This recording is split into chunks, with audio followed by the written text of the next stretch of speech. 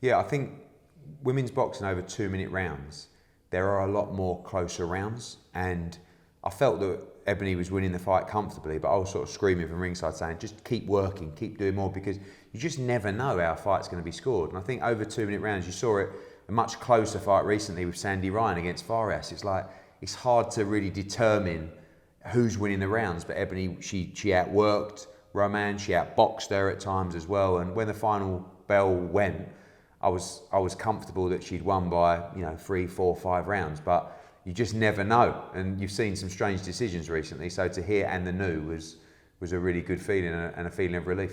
Yeah, I was very confident, but then again, like Eddie says, you just never know. I was pretty confident with the Shannon fight too. So you just don't know. But so when I heard them say as soon as Dave Giamatti said and the new, I was just like, obviously so happy.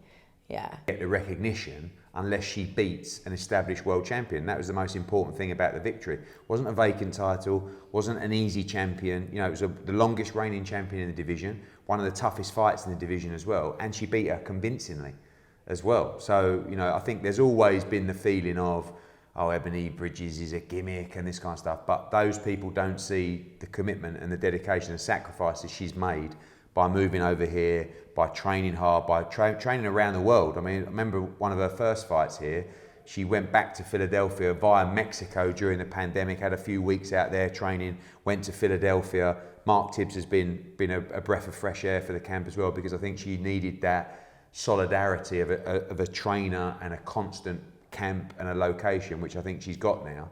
And there can be no arguments about a gimmick or she's not good enough or she doesn't deserve our shot.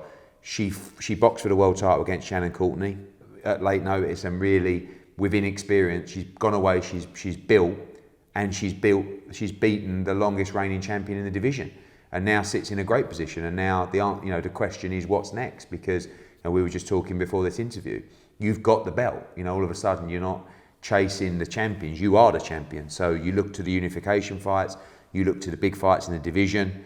We talk about fighting twice this year, probably July or August, and then November or something like that. Maybe even try and get 3 fights in. But now is the really important time to plan a fighter's career when you win the championship, because you're a target for everyone, and now's the time to maximise your position in the sport. And you know what? It means that I've just got even more options, really, isn't it? I don't mind having a target on my back. If anything, it just pushes me to keep working harder and keeps me, I don't know, like kind of humble, because I'm like, I have to keep working hard because they're just coming out of everywhere, and I want to make sure I am the best and that I keep myself at here, you know what I mean? I can't have time to slack off because everyone's after me, you know what I mean? And I just want to keep improving, keep learning, and keep, showing that, we can box and I can fight. I think the old school trainers, of which Mark Tibbs, although he's not old, he's an old school trainer, some of those trainers are still coming to terms with women's boxing, and one, how good the females are, and 2, how enjoyable the journey can be as well. And Mark is definitely now a believer.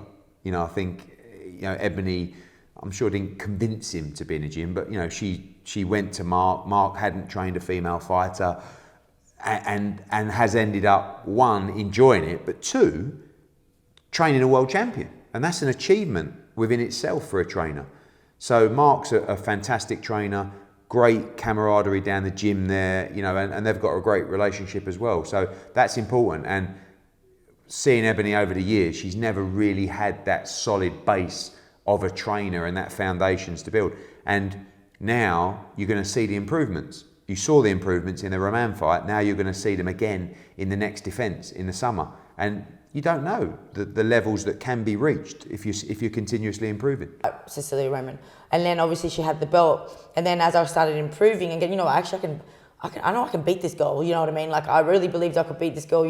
As much as she sits and fight, I still felt that I was a better inside fighter if she was going to sit with me and fight. And I saw like a recent fight where she didn't do that, and I was like, oh, has she changed? But then she came out and she fought like how I would have dreamed of her to fight. She fought my fight. She might have thought she was thinking she was fighting good for her, but I think she made a big mistake and yeah, what a fight. Unreal. I had so much fun. No rematch in the fight, which is good for us to sit down and look at the future, and lots of options.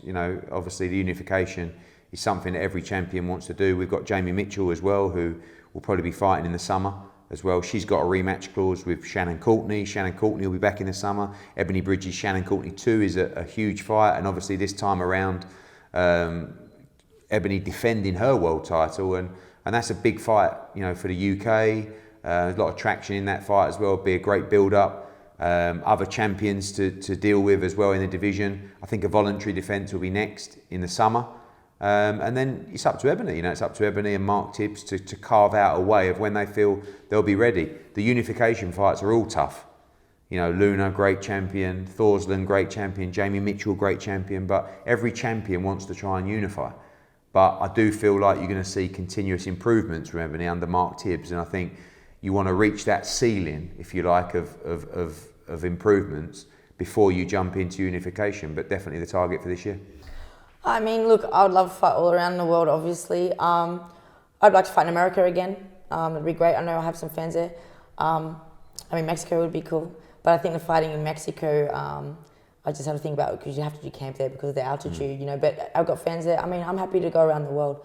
I'm a bit of like a, not a nomad, but I was happy to fight in front of the fans. But what I do love about here and my recent camp that I just had is that I was just staying settled in one spot, because every other fight that I've had, I've literally gone around the world, 3 different countries, in each prep, or when I had to stay in the UK randomly, between the Beck and Gangor fight, like not even get to go to my coaches, like it's just been all over the place. And like Eddie said, like it's just been kind of really scattered. I was never really settled with any coaches, and it's from this coach to then that coach for a couple of weeks, and then this one for 4 weeks, just because of how it was.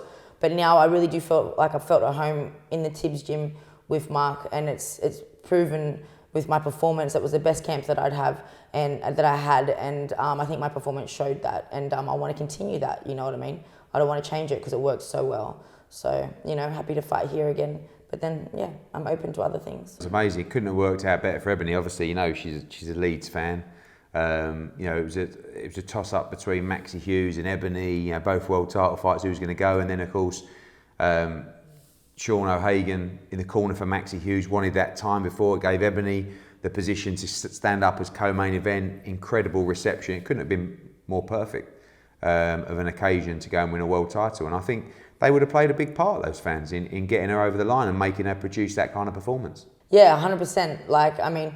When I walked out, I could hear them chanting, and during my fight, could hear them going at it again. And it's just such a great atmosphere, and I just felt so blessed to be fighting in their arena with that so much support. All that love and support, it really does help you as a fighter, and especially when you're wanting there to dig deep, and you can hear them like when you're smashing up your opponent and they're going wild. It just gives you a bit more to keep going. You're like, because it just feels so good. So yeah, unreal. And I love all my supporters from all around the country and the world. But yeah, the Leeds fans, there's no one really like them, is it?